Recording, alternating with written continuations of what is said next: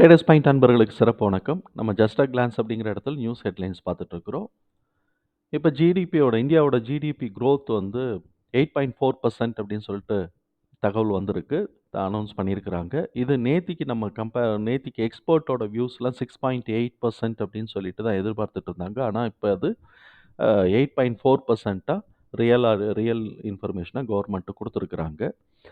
அடுத்த நியூஸாக நம்ம பார்த்தோம்னாக்கா இந்தியாவோட கோர் செக்டாருடைய growth வந்து 3.6% ஜனவரி இருந்திருக்கு. இது 15 மாசம் லோ. 15 மாசத்துல இது ரொம்ப லோவா ஹிட் பண்ணியிருக்கு அப்படிங்கிற தகவல் கிடைக்கப்பட்டிருக்கு.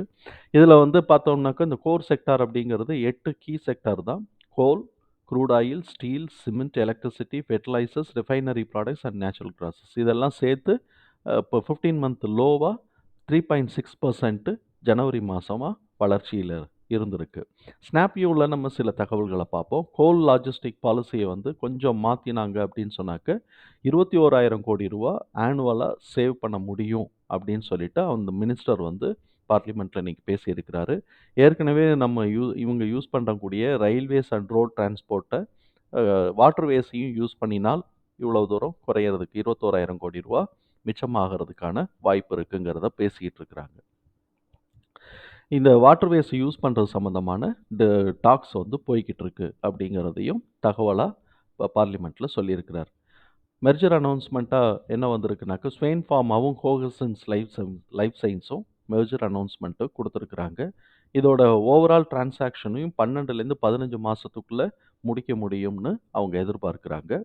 எம்கே குளோபல் ஃபினான்ஷியல் சர்வீசஸ் வந்து வந்து ஐசிஐசிஐ லொம்பார்டுக்கான டார்கெட்டை வந்து 1650 குறைச்சிருக்கிறாங்க. இது போக கவர்மெண்ட் வந்து 2 கிரிட்டிக்கல் மினரல்ஸோட ஆக்ஷன்ஸ் வந்து லான்ச் பண்ணுறாங்க. இதோடைய ஒர்த் வந்து 30 லட்சம் கோடி. இது கிரிட்டிக்கல் மினரல்ஸ் வந்து எதெல்லாம் இன்க்ளூட் ஆகிருக்குனாக்க, graphite, vanadium, nickel, rare earth elements, PGE, cobalt இதெல்லாம் வந்து ஆக்ஷன் வரப்போகுது. இதுக்கு 30 லட்சம் கோடி ரூபா ஒர்த்து எடுத்திருக்கிறாங்க. பேங்க்ஸை பொறுத்த வரைக்கும் சில தகவல் இருக்குது. பேங்க்ஸோடைய deposit growth for financial year 2025க்கு 12லேருந்து 13% growth இருக்கும் அப்படின்னு எதிர்பார்க்குறாங்க. பர்சனல் லோன்ஸ் வந்து இன்னமும் வளர்ச்சி அடைஞ்சுக்கிட்டே இருக்குது. அதுவும் இன்னும் மேலே போய்கிட்டு தான் இருக்குது அப்படிங்கிற தகவல் ஆர்பிஐ டேட்டாலேருந்து கிடைக்கப்பட்டிருக்கு.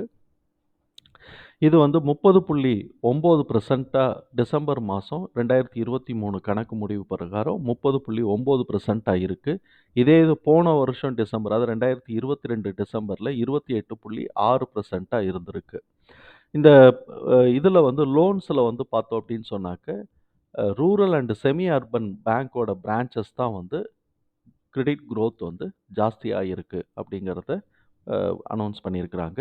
இதில் வந்து பார்த்தோம் அப்படின்னு சொன்னாக்க, ரூரல் சைடு நிறைய கடன் வாங்குறாங்க அப்படிங்கிறத நம்மளால் புரிஞ்சுக்க முடியுது. இண்டஸ்ட்ரியோட கிரெடிட் வந்து பார்த்தோம் அப்படின்னு சொன்னாக்க 9.5% இயர் ஆன் இயர் இன்க்ரீஸ் ஆகிருக்கு அப்படிங்கிறத தகவல் கிடைக்கப்பட்டிருக்கு. அதுவும் டிசம்பர் மாதம் 2023 டேட்டாவை பேஸ் பண்ணி.